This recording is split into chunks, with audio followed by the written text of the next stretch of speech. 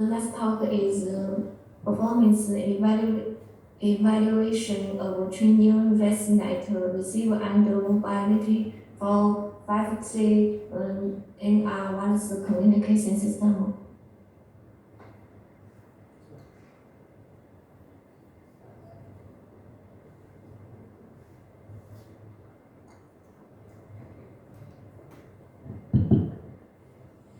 Good afternoon, everyone. My name is Ade Rawan from Universitas Pertamina. Today, I would like to present my research result with title Performance Evaluation of Training ResNet Receiver Under Mobility for 5G NR Wireless Communication Systems.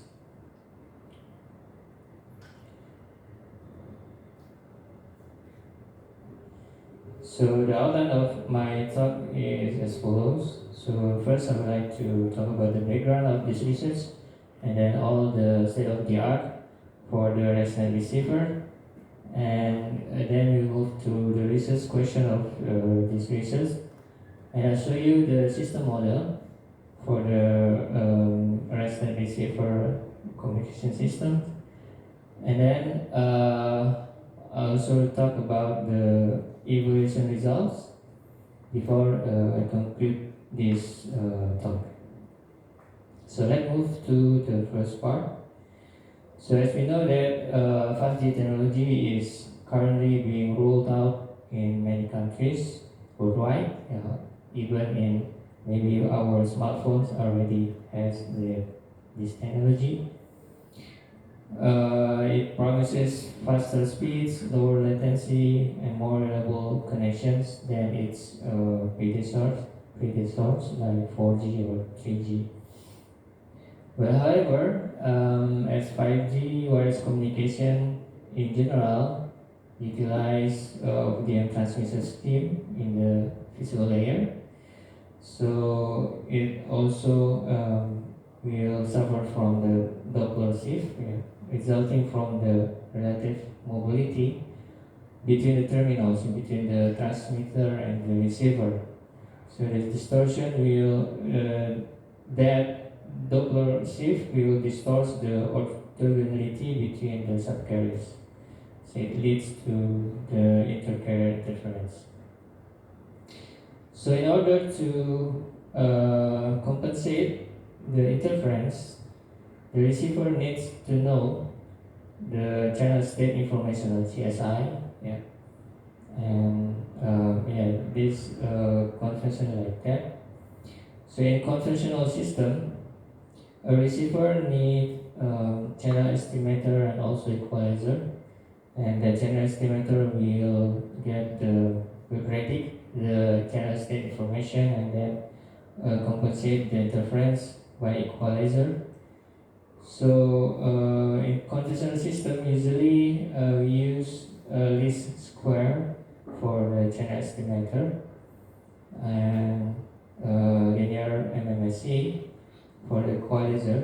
And that least square channel estimator will provide the channel estimates and error variances, and then we will performing optimizing linear transformation on the square channel estimate using the frequency correlation of the channel by that MMSE or linear minimum mean square error. So the advantage of this system that it robust and perform well in practice, and however it has disadvantage like can be degraded if the mathematical model for the channel is ascertained.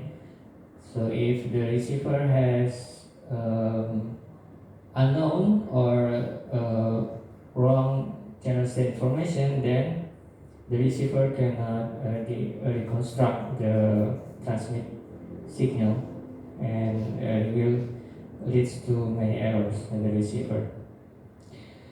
And there is alternative for this, as we know for the deep learning technology based on the neural network.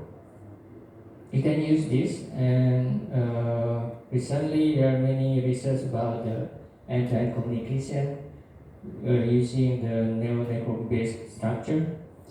It has advantage of not requiring prior knowledge of channel statistics.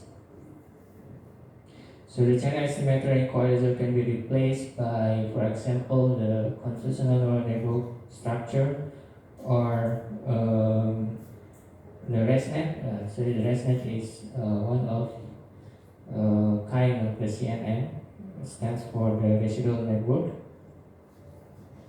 There are many research about this using the CNN or ResNet for replacing the channel estimator equalizer. For example, in those reference appears here, they using a pilot signal to help the receiver, to help the neural network receiver to reconstruct the received signal.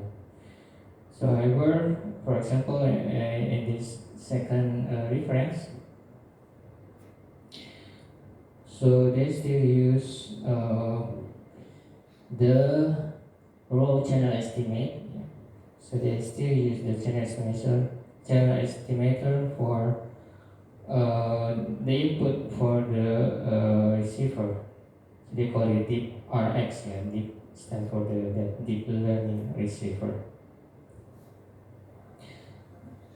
They are also research without using the pilot signal so that the system can enhance the throughput transmission because not using the pilot signal as shown in this result in this paper.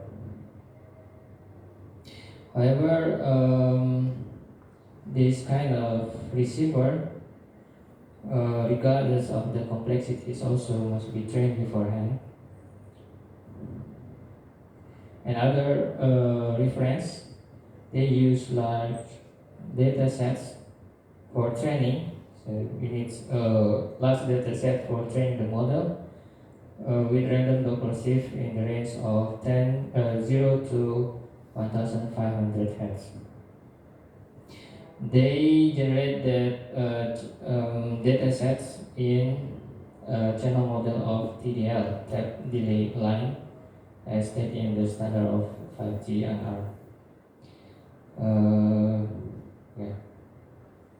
So this question is about the mobility. As mobility affects the fading experience for the terminals, and it is impractical to train the receiver.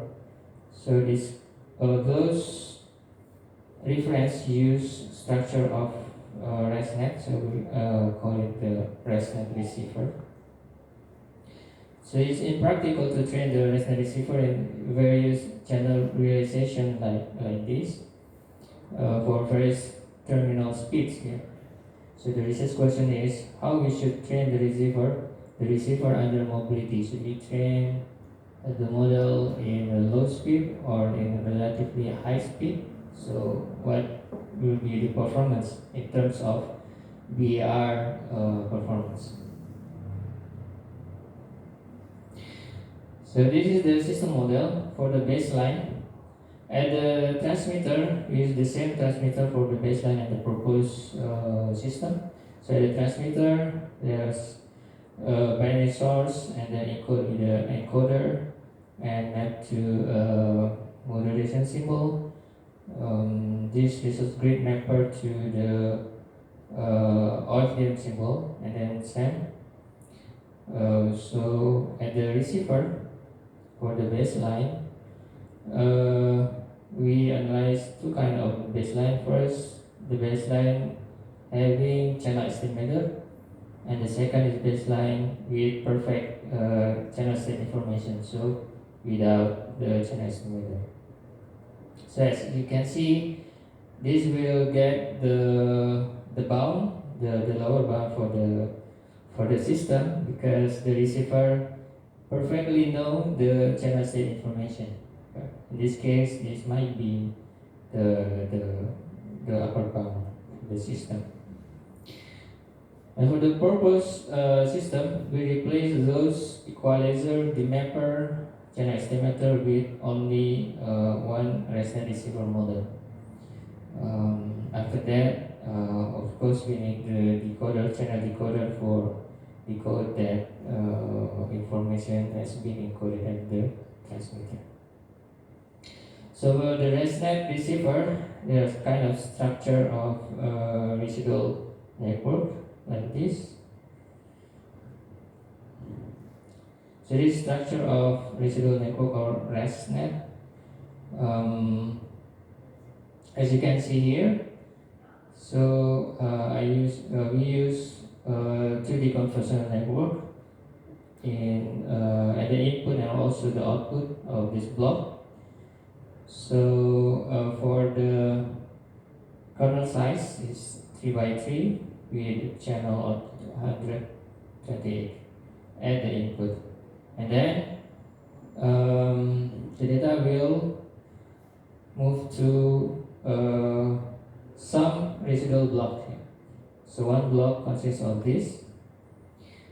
There is burst normalization layer and value layer, 3D convolutional network with the same size of the input, and then again burst normalization, value, and then that convolutional together. So for the output, we combine the input of that residual block with the output of these blocks. The different thing is this: the output of the ResNet receiver. This should be has the same size as the modulation symbol, number of bit for the modulation symbol. For example, we use QPSK, then that M should be 2. So this is the simulation setup for the system. There are one transmitter, one receiver. We assume that the transmitter is mobile and the receiver is fixed. And then we try for two kind of decoder, two kind of channel encoder with based on the 3GPP standard, LDPC code and polar codes. For the modulation, we use QPSK and we code at a half. Number of Boolean symbol is 14. Still we use pilot and with certain kind of effect size and so on. Yeah. For the speed, so the transmitter speed, we try to vary speed. There are 5 speeds: 3 km per hour, 30, 100, 295, and 500. Those values come from several references.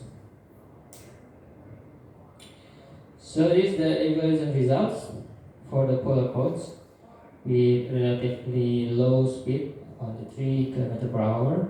As you can see here, the x-axis is EBN0, and the y-axis is BER, bit error rate. For the x-axis, lower is better. For BER, lower is better. So as you can see here, the blue line, this is the upper bound. This is the baseline. The receiver has to estimate the CSI and then equalize.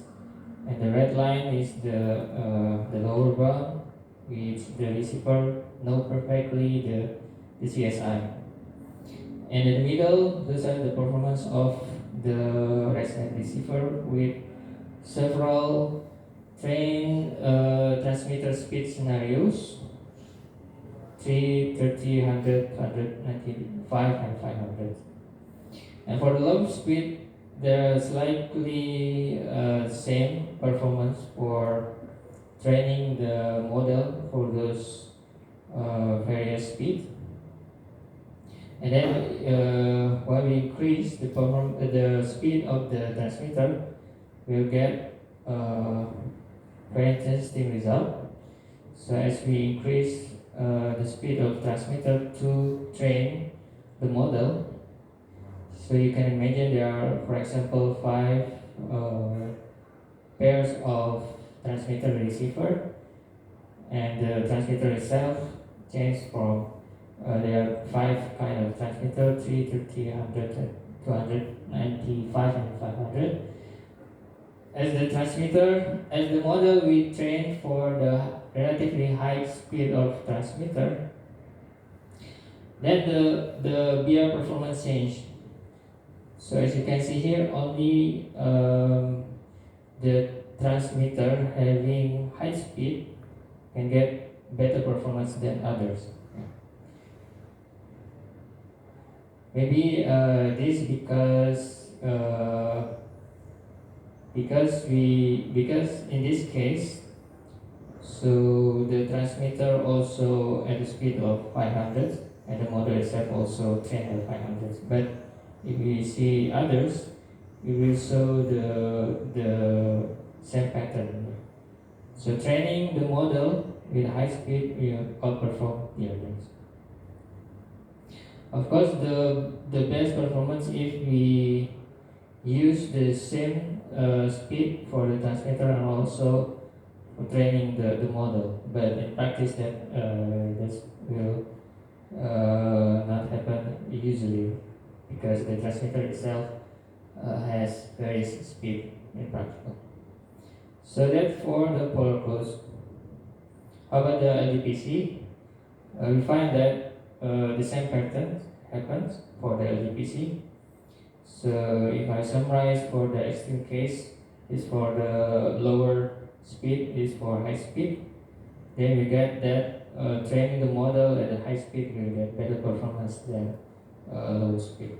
So it means that the rational receiver can capture the change of the interference between subscriber. Yeah. So the conclusion of this talk, first, that the resonance-based receiver can learn Doppler distort signal detection schemes for various mobility scenarios. Using the same transmitter speed for training testing will get mostly outperform the other scenarios regarding the gear performance. Training the resonant receiver with low transmitter speed worsen the performance for detecting the received signal. So better that we train the model in the high speed because it has high resilience against the destructive effects of mobility. So that's conclude my talk. Thank you. Thank you. The work is innovative. Does anyone have any question? Okay, I have one question. Thank you very much for your good presentation. What happened? The real speed is different from the trained data set. Yeah. So for the train, thank you for your questions. So for the train data set, I find from this reference there are two kind of speed. 500 from the 3GPP standard, 395 that the speed train speed in China, if I'm probably for this reference. 295 and 500. So 500 from the 3GPP standard. For that 295, if I'm not wrong, from this paper, they said that the speeds of the train, the bullet train in China. So my question is that what happened? The real speed was 400 kilometers per hour. There's no data set regarding that. How does the deep learning system work? Yeah, for 400 kilometers per hour, that speed between the 295 and 500. I guess the performance will not far from this result, because as you can see, for example, this if you train the model 500, this if you train the model 295. So for 400, I guess will be in between. Yeah. Thank you.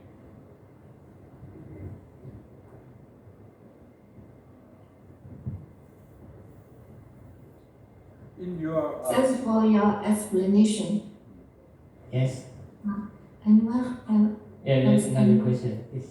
in your testing, except the speeder, are there some the parameter values changing? Are there I think that you only changes according to the mobile receiver speed. Uh-huh. Are there any other the parameter changing? You mean the parameter? Yeah. For the parameter? For the simulation setup? When doing the simulation, so for the training and the testing itself, we use different data sets for different random seed. So it is different kind of data set.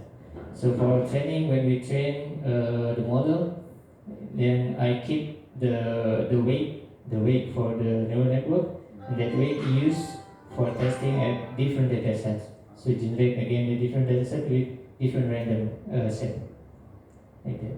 Only that change. Okay. Okay.